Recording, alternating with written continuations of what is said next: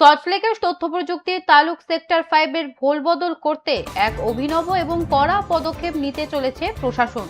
কোনো রকম পূর্ব ঘোষণা ছাড়াই মাত্র 2 দিনের মৌখিক নোটিশে উচ্ছেদ করা হচ্ছে সেক্টর 5 এর সমস্ত ফুটপাতের দোকান। তবে শুধু উচ্ছেদই নয়, এর পাশাপাশি ফুটপাতের ব্যবসার ক্ষেত্রে জারি করা হয়েছে একগুচ্ছ কঠোর নিয়মাবলী।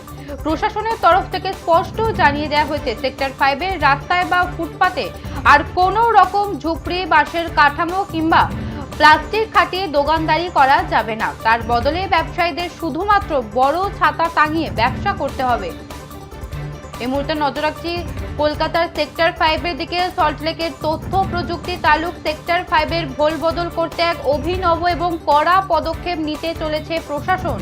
কোনো রকম পূর্ব ঘোষণা ছাড়াই মাত্র 2 দিনের মৌখিক নোটিশে উচ্ছেদ করা হচ্ছে সেক্টর 5 এর সমস্ত ফুটপাতের দোকান। তবে শুধু উচ্ছেদই নয়, এর পাশাপাশি ফুটপাতের ব্যবসার ক্ষেত্রে জারি করা হয়েছে একগুচ্ছ কঠোর নিয়মাবলী। প্রশাসনের তরফ থেকে স্পষ্ট জানিয়ে দেওয়া হয়েছে, সেক্টর 5 এর রাস্তায় বা ফুটপাতে আর কোনো রকম ঝুপড়ি বা বাঁশের কাঠামো কিংবা প্লাস্টিক খাটিয়ে দোকানদারি করা যাবে না। তার বদলে ব্যবসায়ীদের শুধুমাত্র বড় ছাতা টাঙিয়ে ব্যবসা করতে হবে।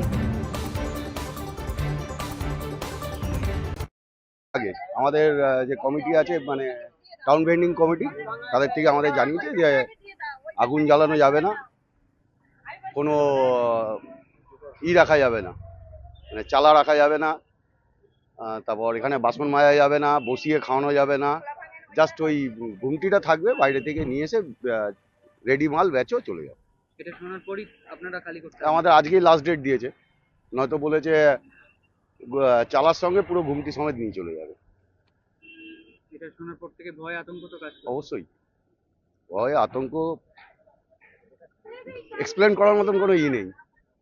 আর বিকল্প কিছু ভাবছেন এই পরিস্থিতিতে? আর এই বয়সে এসে কি বিকল্প ভাববো? কোমরের 24 বছর এখানে করলাম, জীবনের সবটাই এখানে কেটে গেল, আমার নতুন করে কিছু করার মতন ক্ষমতা এখন আর নেই।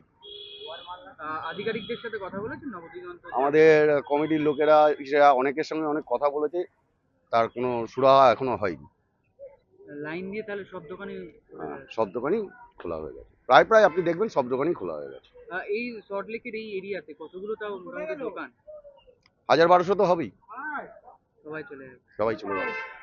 দেখার বিষয় আছে কালকে এত লোক যে 1000-1200 দোকানগুলো যে চলতো, নিশ্চয়ই তাদের কাস্টমার হতো, সেই কাস্টমারগুলোর কি অবস্থা হয়। আমাদের তো গেছে গেছে, তাদের কি অবস্থা হয়। এখানে আপনারা দেখছেন যে এখানে এত হাই রাইজ বিল্ডিং, এত ট্যাক্স, এত আগুরুম বাগরুম, কিন্তু কটা ভালো স্যালারি আর লোক কাজ করে। ওপর দিয়ে জামা কাপড়টা চিকন চাকন, ভেতরে স্যালারিটা কত আছে।